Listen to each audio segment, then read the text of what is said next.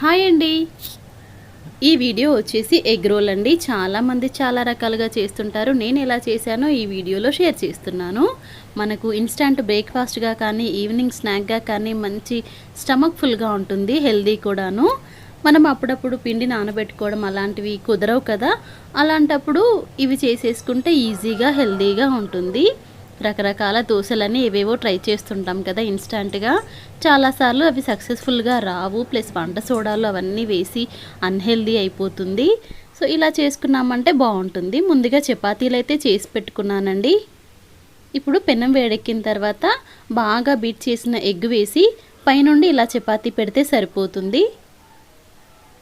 చక్కగా అతుక్కుపోతుంది. ఇంకా మంచిగా కాల్చుకోవాలి.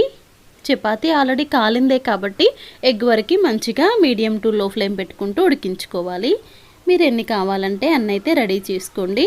మనకి నచ్చిన వెజిటేబుల్స్ కూడా మంచిగా కట్ చేసి పెట్టుకుంటే సరిపోతుంది. ఈవినింగ్ ఏదైనా తినాలనిపించినప్పుడు ఇలాంటివి తిన్నామంటే అసలు డిన్నర్ చేసే పని కూడా ఉండదు.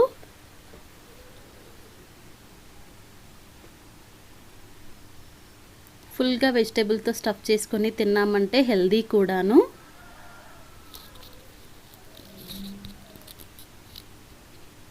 ఇంకా మనకు కావాల్సినన్ని చపాతీలు అయితే ఎగ్ వేసి రెడీ చేసి పెట్టుకోవాలి.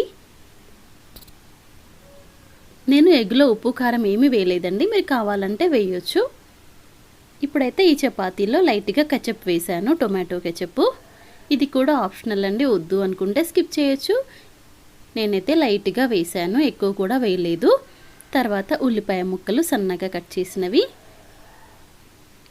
టమాటా ముక్కలు, ఇంకా కీర దోస ముక్కలు కూడా వేసాను. మీకు నచ్చినవి క్యాప్సికమ్ ఉంటే క్యాప్సికమ్ వేయొచ్చు మీకు ఇష్టమైతే. మీకు కావలసిన క్వాంటిటీలో కావలసిన వెరైటీస్ అన్నీ యాడ్ చేసుకోవచ్చండి. ఇంకా పచ్చిమిర్చి ముక్కలు కూడా వేసుకోవచ్చు, నేనైతే వేయలేదు. కారపొడి వేసాను, చిల్లీ పౌడరు, సాల్ట్ లైట్గా స్ప్రింకిల్ చేసుకుంటే సరిపోతుంది. అంతే అండి, రోల్ చుట్టేసుకొని తినేయడమే.